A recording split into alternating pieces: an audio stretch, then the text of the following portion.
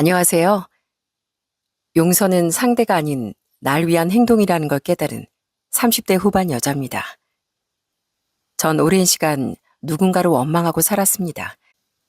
내 삶이 이렇게 힘들고 어려운데 왜 나를 도와주지 않고 떠나버린 건지 미워하며 살았던 것 같아요. 하지만 시간이 지나도 그 미움은 오히려 저를 갉아먹고 있었네요. 그래서 억지로라도 미움을 멈추고 제 마음을 돌보는 연습을 했네요.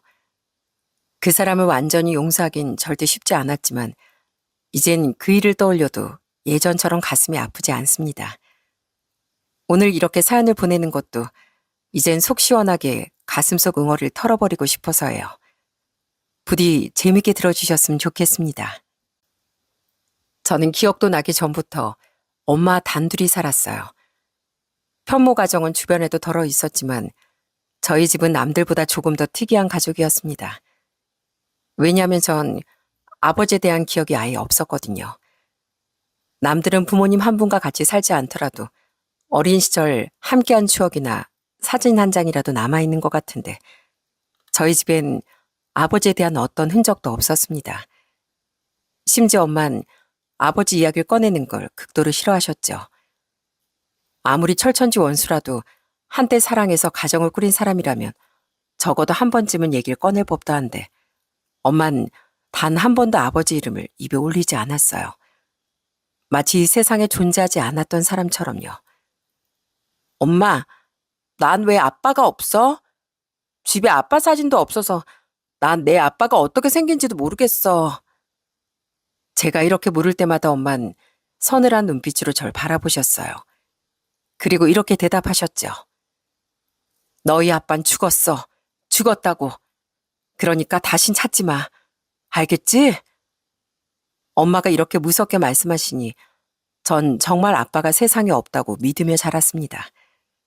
제가 조금 자라 중고등학생이 되자 가끔 제게 아빠가 없다고 놀리는 친구들도 생겨났어요. 야, 김은영, 너 뭘 믿고 맨날 그렇게 잘난 척이야? 아빠도 없이 엄마랑 단둘이 사는 주제. 너 말 함부로 하지 마. 너희 아빠같이 형편없는 아빠면 오히려 필요 없거든? 나한텐 우리 엄마가 엄마이자 아빠야. 네가 뭘 한다고 떠들어? 사춘기 시절 전 아버지 빈자리를 자존심과 오기로 채우며 살았던 것 같아요.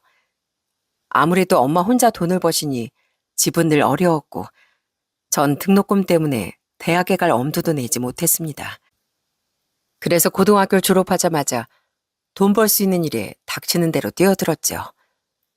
마트, 청소부, 계산원, 공장 아르바이트까지 정말 죽어라 일만 하고 살았어요.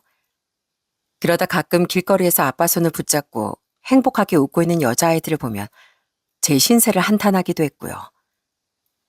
나도 아버지가 계셨다면 이렇게 지질이 궁상 떨며 고생하지 않아도 됐을 텐데 왜 난 남들 다 있는 아빠가 없는 거지? 대체 왜? 그렇게 남모를 원망을 가슴 한쪽에 쌓아가며 살아가던 중 직장 동료의 소개로 지금의 남편을 만나게 됐습니다. 남편은 저처럼 가난하고 힘들게 살았지만 저와 비교할 수 없을 정도로 따뜻한 사람이었어요. 은영 씨, 전 가진 것도 없고 직업도 그리 좋지 않습니다. 하지만 저에겐 희망이 있어요. 이 별 볼 일 없는 인생에도 반짝 해가 뜰 날이 올 거라는 희망이요. 은영 씨를 만난 줄은 그 희망이 드디어 이루어지겠구나 싶었습니다. 저 같은 사람이 정호 씨 희망이 될 수 있을까요? 전 정호 씨보다 불만도 많고 집안 환경도 더 안 좋아요. 절 만나면 정호 씨도 같이 우울해지실 거예요. 아니에요. 은영 씨가 얼마나 밝고 다정한 사람인데요. 은영 씨랑 같이 있으면 저도 더 열심히 살고 싶어져요. 그게 희망이 아니고 뭐겠어요. 남편은 자꾸 세상을 비관하는 절 양지로 끌어올려 주었답니다. 그래서 이 사람과 함께라면 저도 가끔은 웃으며 살 수 있겠다고 생각했어요. 남편은 자동차 탁송 기사였는데 장시간 운전할 때면 언제나 저에게 전화를 걸어왔습니다. 은영아, 뭐 하고 있어? 나 지금 운전 중인데 당신 목소리 듣고 싶어서. 오늘 하루도 잘 보냈어? 서로 일이 바빠 매일같이 만날 수는 없었지만 잠깐의 전화 통화로도 남편의 다정함을 느낄 수 있었어요. 이런 남편과 결혼을 약속하고 처음 저희 집에 인사 왔을 때가 생각나네요. 장모님 안녕하세요. 전 박종호라고 합니다. 처음 뵙겠습니다. 여기 은영이가 장모님이 과일 좋아하신다고 해서 사왔어요. 좋아하는 과일이실지 모르겠네요. 아이고, 그냥 오지. 고맙네. 우리 집에 과일까지 들고 온 손님은 자네가 처음이야. 내가 금방 깎아올 테니까 앉아있게나. 저희 엄마도 싹싹하고 예의 바른 남편을 참 좋아했습니다. 남편은 고생이 잔뜩 묻어있는 엄마의 손을 꼭 잡아주었어요. 장모님, 그동안 은영이랑 단둘이 사느라 걱정도 되시고 불안한 적도 많으셨죠? 이제 제가 든든한 사위이자 아들이 될게요. 남편은 여자 둘뿐인 저희 집에 가장 든든한 울타리가 돼주겠다고 약속했습니다. 그로부터 얼마 뒤 저희의 결혼식 날, 엄만 조용히 눈물을 흘리시며 저와 남편의 행복을 빌어주셨어요. 이제 이 엄마 말고 우리 딸을 지켜줄 수 있는 사람이 생겨서 정말 다행이다. 앞으로 서로 의지하면서 행복하게 살아가길 바란다. 은영아, 예쁜 내 딸. 엄마가 대학도 못 보내주고 고생만 시켜서 미안해. 그리고 세상에서 제일 많이 사랑한다, 우리 딸. 전 다른 어떤 사람의 축하보다 엄마에게 진심 어린 축하를 받을 수 있어 기뻤습니다. 결혼식이 끝나고 남편이 다행히 엄마가 혼자 계신 걸 이해해줘서 저희 신혼집을 엄마 집 근처로 잡았어요. 장모님, 저희 왔습니다. 또 식사 안 챙겨 드시고 대충 때우셨죠? 그럴 줄 알고 오늘 맛있는 고깃집에 예약 걸어놨어요. 제가 장모님 몸보신 좀 시켜드릴게요. 우리 사이 덕분에 내가 아주 살찌겠네. 매번 이렇게 내 식사까지 챙겨줘서 고마워. 둘이 신혼생활 즐기기도 시간이 부족할 텐데 내가 괜히 회방 놓는 거 아닌가 몰라. 엄마, 말도 마요. 이 사람이 음식 괜찮게 하는 식당을 발견할 때마다 어찌나 장모님부터 찾는 줄 알아요? 이 사람 혹시 엄마가 예전에 잃어버린 아들일지도 모르겠어. 엄마, 남편, 그리고 저까지 세 사람이 모이면 늘 웃음이 끊이질 않았답니다. 전 이 행복이 언제까지고 영원할 거라 믿었어요. 하지만 불과 1년도 지나지 않아 저희 희망도 꿈도 모두 박살이 나고 말았습니다. 그 불행의 시작은 어느 날 갑자기 걸려온 전화 한 통에서부터였어요. 그때 전 엄마에게 조금 도톰한 외투를 사드리고 싶어 고심하고 있었어요. 분명 더 예쁜 디자인이 있었는데 가격이 약간 비싸서 집었다 내려놓길 반복하고 있었죠. 지금 시간을 돌릴 수 있다면 아무리 비싼 옷이라도 엄마에게 한 번은 입혀드렸을 텐데 말이죠. 그렇게 제가 옷가게에서 한참을 고민하고 서 있는데 낯선 번호로 전화가 걸려왔더라고요. 그저 난 분명 모르는 번호였지만 이상하게 불길한 예감이 스쳐 지나갔어요. 네, 여보세요? 네, 전화 받았습니다. 혹시 서순애 씨 따님 맞으실까요? 여기 병원인데요. 서순애 씨가 길에서 쓰러지셔서 병원에 지금 실려오셨어요. 지금 당장 병원으로 오실 수 있나요? 보호자 동의가 꼭 필요해서요. 그 순간 전 손에서 전화기를 떨어뜨렸고 바닥으로 떨어진 전화기에선 연신 엄마의 보호자를 찾는 다급한 목소리가 들려왔습니다. 전 제가 무슨 정신인지도 모르게 당장 병원으로 달려갔습니다. 그리고 그 병원에서 이미 세상을 떠나버린 엄마 마주하게 되었어요. 엄마 왜 이러고 있어? 제발 눈 좀 떠봐. 엄마 나 왔잖아. 엄마 딸 왔는데 왜 반겨주지도 않는 건데 대체 왜?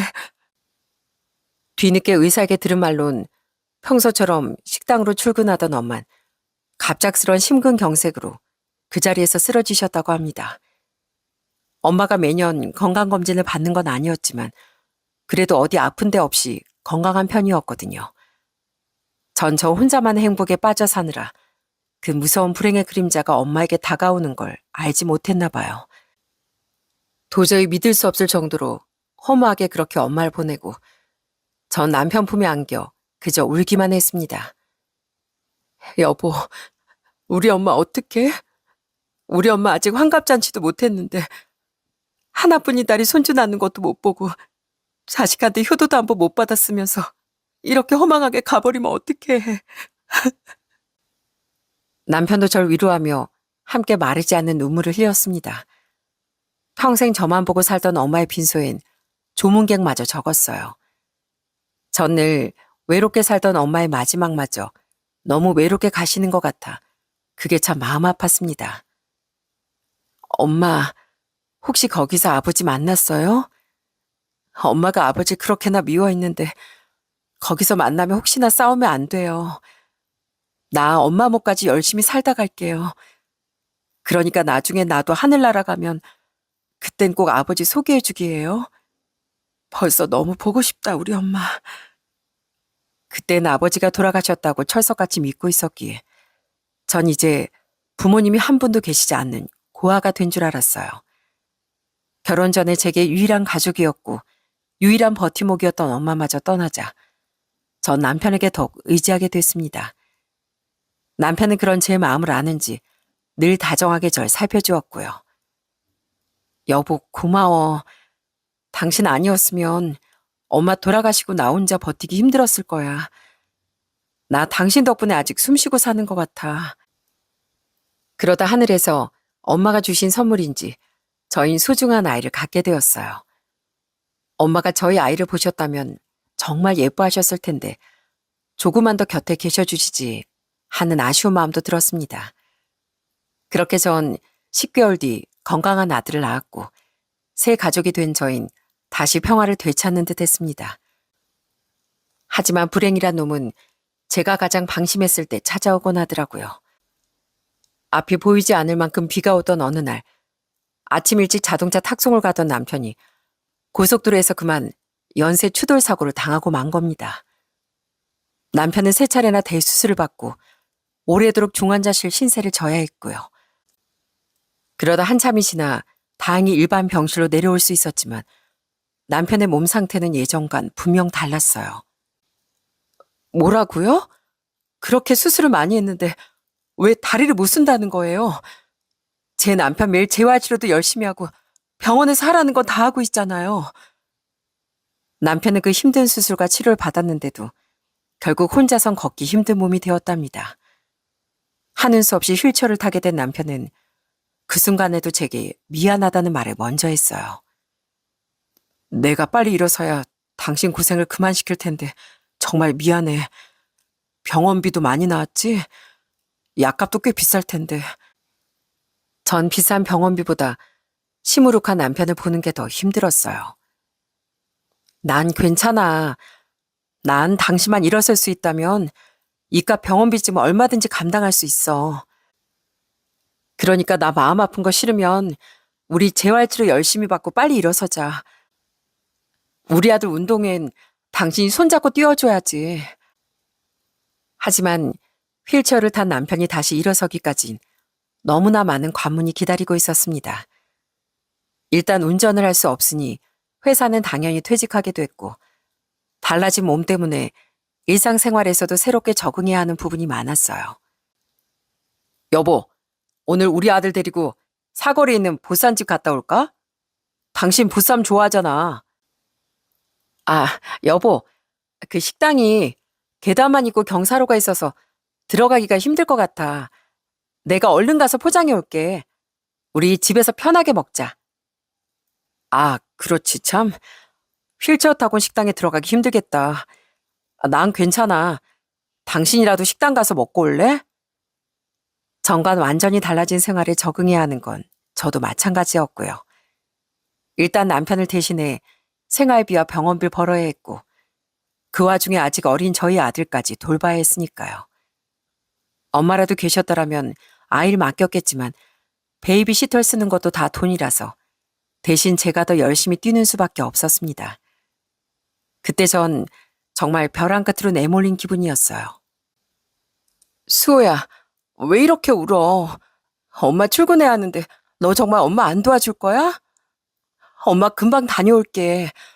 엄마가 돈을 벌어야 우리 아들 분유도 사고 기저귀도 사지. 가끔 아이가 제게 매달려 우는 날이면 저도 아이를 붙잡고 한참이나 울곤 했습니다. 하지만 제가 이렇게 노력해도 생활비와 카드 빚을 감당할 수 없었고 전 대출이란 대출은 다 끌어쓰게 되었어요. 그러다가도 또다시 생활비가 부족해져서 결국 사채에도 손을 대게 되었습니다. 엄마가 미안해. 엄마도 우리 아들한테 장난감도 많이 사주고 싶고 좋은 것만 먹여주고 싶은데 맨날 분유로 겨우 배만 채우게 해서 미안해. 저와 남편이야 배가 고파도 좀 참을 수 있지만 제 아이까지 굶길 수는 없는 일이었습니다. 그래서 좋은 선택이 아니라는 걸 알지만 자꾸만 빚을 지게 되었어요. 그러다 어느 날부터 가스비 낼 돈조차 없어 난방마저 끊겨버렸죠. 집은 순식간에 냉골이 되어버렸고 전 겨울옷을 다 꺼내 일단 아이를 먼저 둘둘 감쌌어요. 그리고 남편과 함께 둘이서 아이를 껴안았습니다. 여보 미안해. 정말 미안해. 많이 춥지? 이 겨울에 가스를 끊으면 대체 어떻게 살라는 거야? 난 괜찮아. 근데 당신 다린 괜찮아? 추우면 혈액순환 안 되는데 이리 와봐. 내가 더 꽉 안아줄게. 수호야, 많이 추워? 엄마가 미안해. 그렇게 저희 세 식구는 서로를 꽉 끌어안으며 그 추운 겨울밤을 이겨냈습니다. 간신히 추위가 조금 지나고 전 도저히 안 되겠다 싶어 일단 집안에 돈 될 만한 건 다 갖다 팔았어요. 하지만 집에 돈이 될 만한 건 저희 아들 돌잔치 때 선물 받은 돌잔치 3개뿐이었어요. 그래도 우리 아들 돌 선물로 받은 반지인데 이걸 팔 수는 없지. 전 아무리 힘들어도 돌반지를 팔 수는 없겠다 싶어 일단 그걸 다시 서랍 안에 넣어뒀습니다. 하지만 며칠이 지나 또다시 돈을 내라는 독촉장이 날아들자 결국 반지를 꺼내들 수밖에 없었어요. 아들 미안해. 엄마가 이 다음에 꼭 더 좋은 걸로 사줄게. 지금은 이 방법밖에 없겠어. 엄마 이해해 줄 거지? 그렇게 마음을 다잡은 전 돌반지 3개를 챙겨들고 밖으로 나서려고 했습니다. 그런데 그때 갑자기 띵동하고 초인종이 울리더라고요. 현관문 밖엔 무슨 상자 하나를 들고 서 있는 배달원이 서 있었고요. 누구세요? 저희 택배 시킨 거 없는데요. 안녕하세요. 김은영 씨 맞으시죠? 전 이 택배를 꼭 전해달라는 부탁을 받고 왔습니다. 자세한 건 제가 말씀드릴 수는 없고 그 상자 열어보시면 안에 답이 들어있을 거라 하셨어요. 배달원은 그렇게 상자 하나를 건네주고 빠르게 사라져버렸습니다. 반지를 팔러 가려던 전 별 수 없이 다시 집으로 들어왔죠.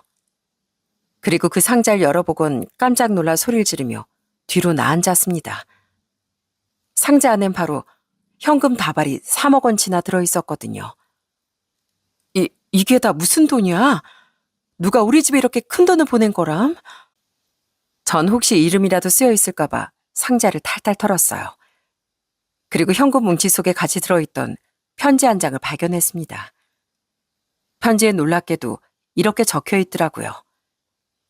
은영아, 난 네 아빠다. 이예비가 항상 널 지켜봐왔어. 난 네가 내 딸임을 잊은 적이 없다. 불행히도 난 폐암 말기라 남은 시간이 별로 없구나. 내게 남은 시간이 얼마일지 모르겠지만 그 시간이라도 아버지로서 마지막 일을 하고 싶다. 병원 주소를 적어서 보내니 꼭 날 찾아와 주길 바란다. 전 평생 돌아가셨다고 믿었던 아버지에게 편지를 받은 거였습니다. 그것도 무려 3억이라는 큰 돈과 함께요. 전 도저히 믿기지 않아 몇 번이고 편지를 다시 읽어보고 혹시 누가 사기치는 건 아닌지 밖에 나가보기도 했어요. 하지만 이 충격적인 일의 진실을 알려면 돈과 편지를 보낸 아버지를 찾아뵙는 방법밖에 없더라고요. 전 남편에게도 알리지 못하고 그렇게 몇 날 며칠을 혼자 고민했습니다. 그러다 결국 혼자서 주소에 적힌 대로 아버지가 계신다는 병원을 찾아갔어요. 병원에 도착해보니 그곳은 놀랍게도 호스피스 병동이더라고요. 안녕하세요. 혹시 김정현 환자분 병실이 어딜까요? 제가 그분 딸인데요. 전 정말 어색하게 제 아버지라고 주장하는 분의 이름을 대고 병실을 찾아갔습니다. 그리고 긴 고민 끝에 도착한 병실에서 뼈가 보일 정도로 바짝 마른 어떤 노인과 마주하게 되었죠. 그 노인은 멀리서 봐도 병색이 완연한 환자였지만 전 한눈에 저 사람이 제 아버지라는 걸 알 수 있었어요. 왜냐면 아무리 마르고 아픈 얼굴이라도 제 얼굴과 너무나 닮은 얼굴이었거든요. 그분이 역시 제가 병실로 들어오자 한눈에 절 딸인 걸 알아보신 듯 조용히 절 바라보고 계셨습니다. 혹시 저에게 편지 보내신 분 맞나요? 정말로 제 아버지가 맞으세요? 은영아, 그동안 잘 지냈니? 그래, 내가 네 애비다. 이제 이렇게 우리 딸과 마주하는구나. 정말로 제 친아빠 맞으세요? 아니, 어떻게 이렇게 갑자기. 정말이야, 내가 네 친아빠가 맞아. 그동안 네 앞에 나타나지 못한 날 용서해라. 전 믿을 수 없어 자꾸만 아버지께 따져 물었어요. 믿기지가 않아요. 엄마는 아버지가 오래전에 돌아가셨다고 했거든요. 그런데 이렇게 살아계셨다고요? 대체 엄마랑 무슨 일이 있으셨던 거예요? 네 엄마가 그렇게 얘기할 수밖에 없던 사정이 있었단다. 내가 너무나 큰 잘못을 저질러서 그동안 네 엄마 앞에도 그리고 네 앞에도 나타날 수가 없었어. 아버진 편지에 적힌 대로 그동안 저와 엄마가 어떻게 살아왔는지 잘 알고 계신 것 같더라고요. 저는 그 말에 더 화가 났어요. 저희가 그렇게 힘들게 산 걸 알면서도 왜 나타나지 않았는지 너무나 큰 배신감이 들었습니다. 엄만 저 하나를 키우기 위해 평생 일만 하시다가 갑자기 돌아가셨어요. 근데 아버지 왜 한 번도 절 찾아오지 않으셨어요? 절 지켜보셨다면서요. 우리가 돈 때문에 얼마나 고생한지 알면서도 모른 척 했다는 거예요? 제가 울분에 가득 차서 따져 묻자 아버진 잠시 고민하시더니 그동안 제가 전혀 알지 못했던 충격적인 진실을 들려주셨어요. 은영아, 내가 죄인이다. 내가 네 엄마 너에게 인간으로서 하지 말아야 할 잘못을 저질렀다. 네 엄마가 날 죽었다고 한 것도 당연한 거야. 대체 그 잘못이 뭔데요? 엄마한테 무슨 짓을 저질렀어요? 네? 속 시원하게 말 좀 해봐요. 사실 내가 말이다. 너희 엄마 만나면서 동시에 이미 아내가 있었어. 미안하다. 전 그제야 아버지가 자꾸 죄인이라는 둥, 큰 잘못을 저질렀다는 둥, 변명을 늘어놓은 이유를 알게 됐습니다. 알고 보니 아버지는 엄마 사랑에 빠졌을 때 이미 본처가 있는 유부남이었어요. 전 제가 평생 궁금해하던 모든 퍼즐이 맞춰진 것 같아 허탈하기까지 하더라고요. 고작 이런 사람을 제 아버지라고 그리워한 제가 바보 같았거든요. 제발 내 얘기 좀 끝까지 들어다오. 난 비록 결혼한 몸이었지만 네 엄마를 진심으로 사랑했어. 그 당시 내 아는 집안 어른들이 중매로 맺어준 사람이었는데 처가에서 날 머슴 취급하며 어떻게든 부려먹을 궁리만 했다. 난 결혼하자마자 처가에 대릴 사이로 들어가서 처가 식구들이 시키는 일이나 하며 사람 취급도 못 받았어. 아버지 말대로라면 집안 어른들 강요로 떠밀려 결혼하게 된 아버진 본처와 그다지 사이가 좋지 못했답니다. 그러다 젊고 순진한 저희 엄마를 만나게 된 거죠. 엄마도 알고 계셨어요? 당신이 유부남이라는 걸? 아니다. 네 엄마 몰랐어. 그래서 내게 아내가 있었다는 걸 알고 곧바로 날 떠난 거야. 처가에서 무시와 폭언을 겪으며 우울하게 지내던 아버진 엄마에게 거짓말까지 하고 살림까지 차리고 절 낳은 거였습니다. 그러다 제가 돌이 지났을 무렵 아버지 본처가 이 모든 사실을 알게 되고 집안 식구들까지 다 몰려와 엄마를 때리기까지 하셨대요. 네가 내 남편 꼬셨지? 뭐라고 살살 꼬드겼어? 어? 네가 얼마나 꼬리 쳤으면 순진하고 말지 않는 내 남편이 두 집 살림을 차려? 이 꽃뱀아, 너 상간녀라고 완전히 낙인 찍어줄 거야. 너 오늘부로 인생 끝난 줄 알아. 아무것도 모르던 엄마를 욕하고 수치스러운 말로 엄마를 음탕한 여자로 매도하면서요. 마을 사람들도 순식간에 이를 알게 되었고 엄마에게 돌까지 던지며 손가락질을 했답니다. 어디 할 짓이 없어 멀쩡한 남의 남편을 뺏어. 그러고도 딸 낳고 뻔뻔하게 얼굴 두고 지내려고 했어? 저 딸내미도 이미 지애미 닮아 똑같이 남자나 후리고 살겠지 뭐. 아유, 어쩌다 저런 것이 이 동네 굴러왔나 몰라. 내 딸한테 그런 말 하지 마요. 나도 몰랐어요. 나도 그 인간에게 아내가 있는 줄 몰랐다고요. 하지만 아무도 엄마의 말을 들어주지 않았답니다. 엄만 결국 절 지키기 위해 고향을 떠나 멀리 도망치셨대요. 나도 너와 그 사람을 지키고 싶었다. 하지만 나 역시 처가 식구들에게 끌려가 한참이나 방 안에 갇혀 있었어. 내가 밖으로 나왔을 땐 이미 네 엄마는 흔적도 없이 사라졌단다. 그 당시 엄마에게 쏟아진 수모는 상상 이상이었을 겁니다. 아직 젊고 기댈 곳이 없던 엄마가 감당하기엔 너무나 고통스러웠겠죠. 그런데도 엄만 2살배기 딸아이를 지키기 위해 온몸을 던졌습니다. 전 엄마가 얼마나 힘드셨을지 상상만 해도 가슴이 무너지는 것 같더라고요. 더는 당신 말 듣고 싶지 않아요. 이런 말 하고 싶어서 이제야 날 찾아왔어요?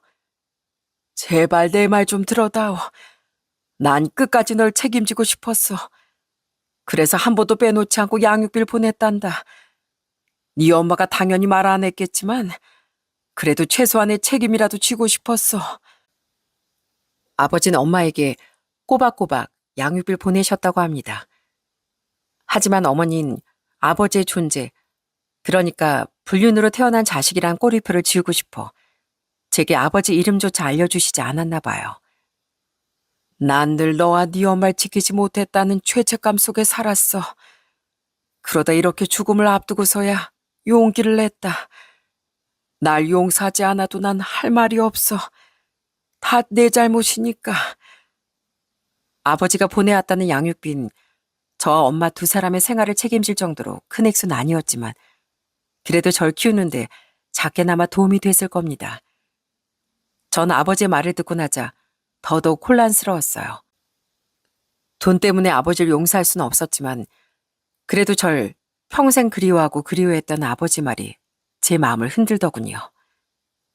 아버지, 본처가 알면 또 어쩌려고 절 여기까지 부르셨어요.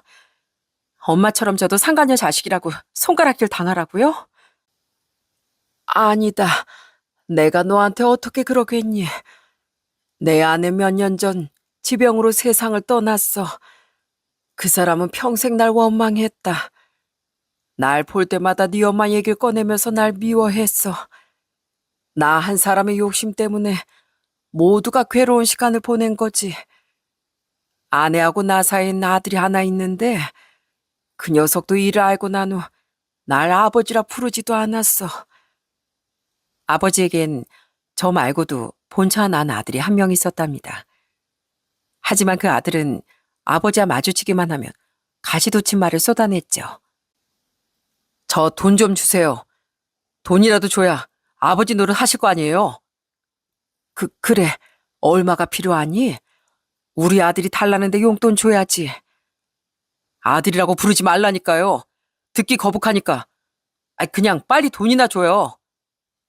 그 아들은 매번 용돈이나 뜯어가며 평생을 남보다 못한 사이로 지냈답니다. 아버지 말을 듣고 나니 아버지도 평생을 가시방석 위에 사셨겠구나 싶더라고요. 석현아, 너 학교에서 아버지가 안 계시다고 그랬다면서? 너 대체 왜 그런 거야? 담임 선생님이 놀라서 집에 전화까지 주셨어. 왜냐고요? 그걸 몰라서 그래요? 저한테 아버진 이미 오래전에 사라진 존재예요. 집안 식구들 배신하고 몰래 그런 짓을 한 사람이 왜 내 아빠인데요? 이렇게 아버진 집에서 사람 취급도 못 받고 살다 본처가 돌아가시고 아버지도 말기암에 걸리게 되었죠. 하지만 아들은 아버지가 병에 걸리자마자 모든 연락을 끊고 찾아오지도 않았대요. 그 아들이 유일하게 병실을 찾았던 건 유산 상속 이야기가 나왔을 때뿐이었답니다. 아버진 아들에 대한 죄책감으로 미리 유산 상속을 다 끝내고 그저 하늘로 갈 날만 기다리고 있었다네요. 그런 아버지에게 그 아들은 아주 냉정하게 말하고 연락을 끊어버렸대요. 이제 유산 상속도 다 끝났는데 던 볼 일 없잖아요. 우리가 언제부터 서로 마주 앉아 담소 나누던 사이라고. 이렇게 된 건 다 아버지 때문이에요. 그러니까 저 원망하지 마세요. 다신 연락도 마시고요. 아들은 그렇게 떠나갔고 다 자기 잘못임을 아는 아버진 아들을 붙잡을 수도 없었다네요. 그래도 내가 너에게 보낸 3억은 너에게 꼭 주고 싶어서 내가 몰래 숨겨둔 돈이야. 그 돈으로 내 잘못을 용서받을 수는 없겠지만 그래도 그게 내가 해줄 수 있는 유일한 거야. 그러니 내가 밉더라도 제발 받아주렴. 아버진 아들에게 유산을 상속해주고 몰래 제 몫을 따로 챙겨둔 거였습니다. 그리고 남은 시간이 임박하자 택배로 그 돈을 보내준 거죠. 저도 사실 아버지가 너무 밉지만 자꾸 눈물이 흐르는 것도 어쩔 수 없더라고요. 대체 왜 그렇게 인생을 사셨어요? 아버지가 자식들을 사랑하는 만큼 떳떳한 아버지가 될 수도 있었잖아요. 대체 왜 모두에게 상처만 주고 아버지 역시 평생 괴로움 속에 사셨냐고요. 미안하다는 말뿐이라 미안하구나. 그래도 넌 내 딸이야. 난 평생 널 그리워했어. 네 엄마가 끝까지 너무나 완강해서 네 앞에 나타날 순 없었지만 내가 얼마나 내 딸을 보고 싶어 했는지 그거 하나만큼은 꼭 믿어줬으면 좋겠구나. 엄만 끝까지 아버지를 용서하지 않으셨던 것 같습니다. 하지만 엄마에게 죄송하게도 전 아버지 마지막을 배웅해드리고 싶었어요. 그래서 당연히 모든 사실을 남편에게도 알렸고요. 장모님께 그런 사연이 있었단 말이야? 아휴, 우리 장모님 그 세월을 어떻게 감당하고 사셨을까. 근데 한편으론 장인어른께서도 한평생 얼마나 죄책감에 괴로워하셨을까 싶네. 난 전적으로 당신 결정에 따르고 싶어. 당신이 장인어른을 용서하는 것도 용서하지 않는 것도 다 당연한 일이야. 당신이 어떤 선택을 하든 난 옆에서 끝까지 함께 할 거야. 남편은 아버지를 두고 고민하는 제 마음을 이해해 주더라고요. 저에겐 고민할 수 있는 시간이 길지 않았습니다. 그래서 밤새 하늘에 있는 엄마에게 용서를 구하고 날이 밝자마자 아버지 병원으로 향했어요. 엄마 미안해요. 엄마가 정말 속상해하겠지만 그래도 딸로서 제 역할을 다하고 싶어요. 엄마가 부디 날 이해해 주셨길 바래요. 제가 병실에 다시 찾아오자 아버진 제가 다시 올 줄 몰랐다는 듯 눈이 이만큼이나 커져선 연신 믿기지 않는다는 표정을 지으셨습니다. 말기암인 아버진 하루가 다르게 몸이 약해져 갔어요. 그래서 처음 만날 때보다 좀 더 힘이 없어 보이더라고요. 전 평생 아버지 없이 자라서 아버지한테 딸이 어떤 걸 해드려야 하는지 몰라요. 그래서 이제라도 아버지가 알려주세요. 제가 딸로서 뭘 해야 하는지. 고맙다, 은영아. 못난이 예비를 다시 보러 와줘서 정말 고마워. 아버진 말씀하시기도 힘겨워하셨지만 그래도 저와 매일 이런저런 얘기를 나누며 시간을 보냈습니다. 그것도 대부분은 약에 취해 잠들어 계셨기에 저에게 주어진 시간이 길지 않았지만요. 아버지도 더위를 많이 타시는구나. 저도 그래요. 한여름엔 양말도 한번 안 신고 지낸다니까요. 나랑 꼭 닮았구나. 내가 더위를 얼마나 타는지 가을에도 늘 반소면 입고 다녀서 네 엄마가 늘 걱정하고 냈단다. 아버진 우리 엄마 어디가 그렇게 좋으셨어요? 네 엄만 강한 사람이었어. 그래서 나약하고 용기 없는 날 대신에 널 이렇게 잘 키웠겠지. 네 엄마를 내가 언제 처음 만난 줄 아니? 아버진 그나마 정신이 또렷했을 때 엄마를 처음 만난 얘기부터 지금까지 살아온 인생을 들려주었어요.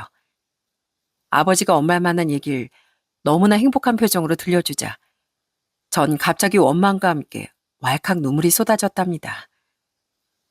엄마를 그렇게 사랑하셨다면서 왜 엄마를 힘들게 하셨어요? 그게 사랑하는 사람한테 할 짓이에요? 그땐 나도 어쩔 수가 없었다. 그래서 내가 지금 이 지경이 됐겠지. 하지만 날 널 버린 적이 한 번도 없었다. 넌 네 엄마 내가 만든 소중한 결실이니까. 그러니 나같이 나쁜 애비 때문에 너 스스로 비관하지 않았으면 좋겠어. 넌 나에게 그리고 네 엄마에게 세상 무엇과도 바꿀 수 없는 소중한 딸이야. 아버지가 그렇게 말씀하시자 저는 더는 눈물을 참을 수가 없어 병실을 뛰쳐나갔습니다. 전 아버지를 보면 눈물이 날 것 같아 그 다음 날부터 남편과 함께 병원을 찾아갔어요. 아버지, 이 사람이 바로 제 남편이에요. 여보 인사해. 우리 아버지셔. 장인어른 안녕하세요. 제가 인사가 늦었습니다. 저 은영이 남편 되는 사람이에요. 그래, 우리 사이가 왔구만. 날 찾아줘서 참으로 고맙네. 앞으로도 우리 은영이 잘 부탁하네. 아버지 병실엔 아무도 찾아오는 사람이 없었고 저와 남편이 유일하게 오는 사람이었습니다. 남편은 불편한 몸이지만 아버지를 살뜰하게 챙겼어요. 휠체어를 타고서도 아버지 목욕을 돕기도 했고 꼭 아들처럼 옆에 붙어 아버지를 살펴드렸답니다. 장인어른, 머리 감고 싶다고 하셨죠? 링거 때문에 샤워하긴 불편하실 거예요. 제가 샴푸 도와드릴 테니까 편하게 계세요. 아이고, 우리 사이가 힘도 참 좋네. 이제야 머리가 개운해서 살 것 같아. 고맙네, 우리 사위. 어찌 보면 저만큼이나 남편에게 아버지가 어색하고 불편한 존재일 텐데 남편은 힘든 내색 하나 없이 묵묵히 그 곁을 지켜주더라고요. 그렇게 아버지 병실을 찾은 지 딱 27일째가 되던 날이었어요. 전날부터 아버지 상태가 심상치 않았는데 아버지가 자꾸만 의식을 놓으시고 힘겹게 숨을 몰아쉬었습니다. 아버지, 조금만 더 견뎌주세요. 저 아버지와 다시 만난 지 아직 한 달도 안 됐잖아요. 근데 다시 절 떠나시려고요? 제 인생에 아버지와 함께한 시간이 고작 그것뿐이라면 저 너무 불쌍하잖아요. 전 급격하게 상태가 나빠진 아버지를 보며 계속 눈물만 흘렸어요. 남편도 제 손을 꼭 잡곤 아버지를 불렀습니다. 장인어른, 정신 놓으시면 안 돼요. 아직 손주 얼굴 한 번 못 보셨잖아요. 제 말 들리시죠? 정말 늦었지만 장인어른을 뵙게 돼서 얼마나 좋았는지 몰라요. 그러니까 조금만 더 은영이 곁에 그리고 제 곁에 계셔주세요. 그런데 그 순간 저와 남편의 말을 들으셨는지 아버지가 번쩍하고 눈을 뜨셨답니다. 그리고 저와 또렷하게 눈을 마주 보셨어요. 네 엄만 날 용서하지 않았지만 난 평생 그 사람을 사랑했어. 그리고 오래도록 그 사람을 그리워했다. 하늘에 가서 다시 만난다면 그때 꼭 용서를 빌어야겠다. 정말 미안했다고 말해줘야지. 아버진 그 마지막 말을 남기고 조용히 숨을 거두셨답니다. 하늘에 가면 엄마에게 용서를 비겠다는 말이 아버지가 마지막 힘을 모아 꼭 하시고 싶다 말씀이셨나 봐요. 아버지, 하늘에선 엄마 속상하게 하지 마시고 그저 평생 그리워했던 딸에게 용서받았다고, 그러니 아버지를 너무 많이 미워하지 말라고 꼭 전해주세요. 이 다음에 저도 하늘나라 가면 그땐 제가 두 분 잘 모실게요. 비록 세상에서 가장 늦은 부녀의 만남이었지만 아버지와 함께했던 27일의 시간은 그 어떤 시간보다 따뜻한 화해의 시간이었답니다. 아버지와 짧다면 짧은 27일간의 동행이 제겐 평생 잊히지 않을 순간이 되었어요. 남편은 아버지를 끝까지 모시길 잘했다며 따뜻하게 절 위로해 주더라고요. 만약 장인어른을 만나지 못했다면 당신 마음 한켠에 평생 그리움과 궁금증만 쌓아두지 않았을까? 비록 당신이 감당하기 힘든 이야기들이었지만 그래도 장인어른의 진심을 들을 수 있어서 다행이었어. 장인어른도 당신 덕분에 편하게 눈을 감으셨을 거야. 남편은 이뿐 아니라 장례 기간 내내 든든하게 제 곁을 지켜주었어요. 장례 준비가 힘들고 복잡할 때마다 남편이 나서서 하나하나 챙기고 힘들어하는 저까지 살펴주었죠.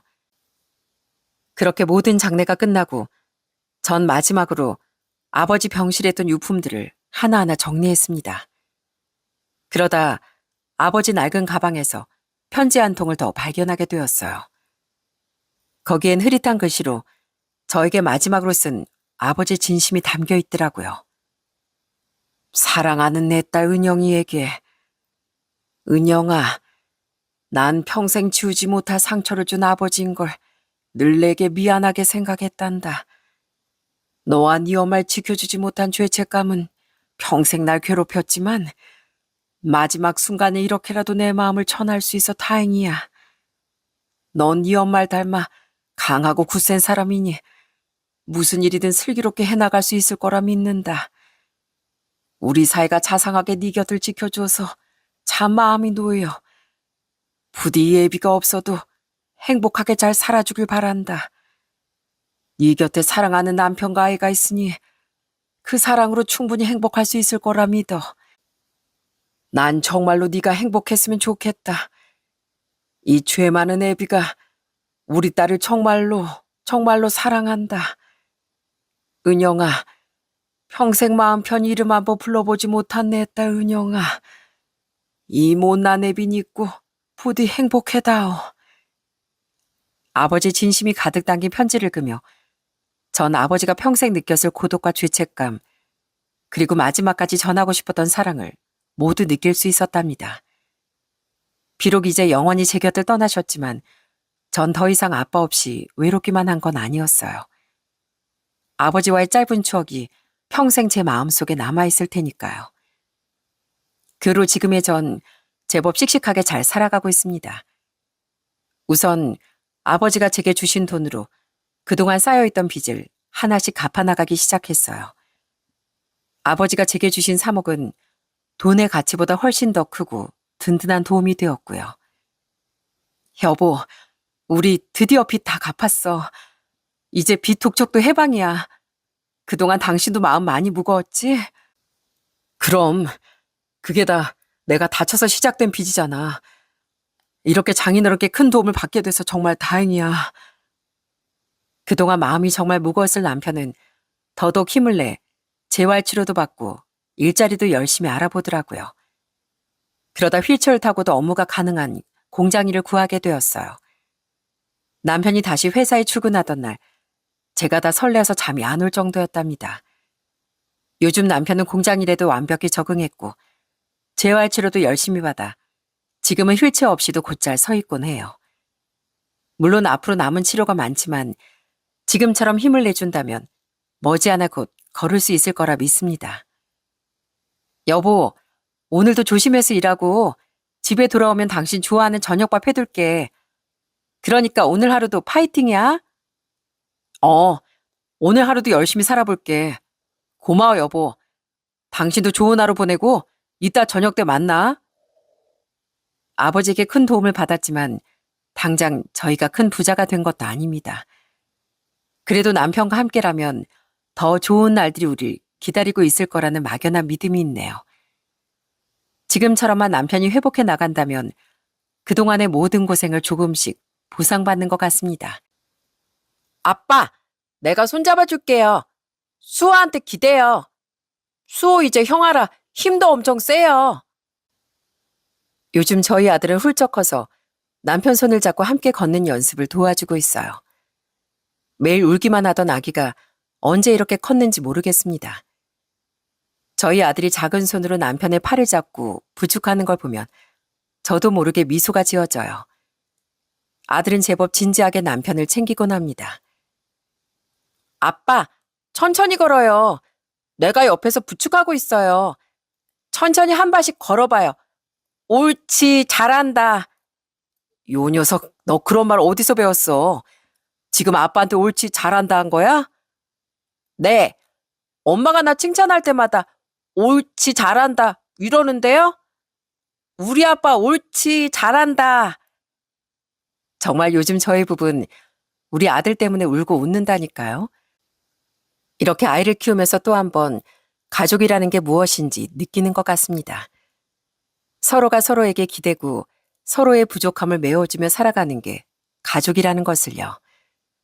엄마의 죽음, 남편의 사고, 그리고 아버지와의 짧은 27일간의 만남이 절 조금 더 성장시키고 조금 더 나은 사람으로 살게 해주었다고 생각해요. 그 경험들이 저에게 큰 깨달음을 주었거든요. 비록 과정은 너무 아팠지만 힘든 순간이 있더라도 포기하지 않고 서로를 믿는다면 어떤 어려움도 함께 이겨낼 수 있다는 걸 배웠습니다. 제 아들이 장난을 치며 뛰어다니는 모습, 남편이 하루가 다르게 건강을 회복하는 모습, 그런 남편 곁을 지키는 아들의 모습이 얼마나 소중한 일상인지 몰라요. 시선을 조금만 달리하면 작은 일이라도 참으로 감사한 순간들이 참 많은 것 같습니다. 여보, 난 한때 내 인생이 참 별거 없고 형편없다고 생각했거든. 근데 요즘은 내가 누구보다 행복한 인생을 사는 것 같아. 이거 참 감사한 일이지? 그럼 난 당신이 행복하면 나도 행복해. 당신이 인생을 행복하다고 느껴져서 내가 더 감사하게 생각해. 오늘도 내일도 어쩌면 평범한 일상이 반복될 수도 있지만 그 모든 순간을 감사하며 살아가겠다고 다시 한번 다짐해 봅니다. 요즘 연말이 다가오는데 이 사연을 듣고 계신 분 중에도 많은 고민과 괴로움으로 힘들어하는 분들이 계실 것 같네요. 제 사연이 여러분들에게 어떻게 들릴지 모르겠지만 이렇게 험난한 인생을 산 저도 남들만큼 웃으며 행복하게 살고 있습니다. 그러니 여러분은 저보다 더 행복하게 살아가실 수 있을 거예요. 저와 사연으로 만난 모든 분들의 앞날에 행복만이 가득하시길 바라겠습니다. 들어주셔서 정말 감사합니다.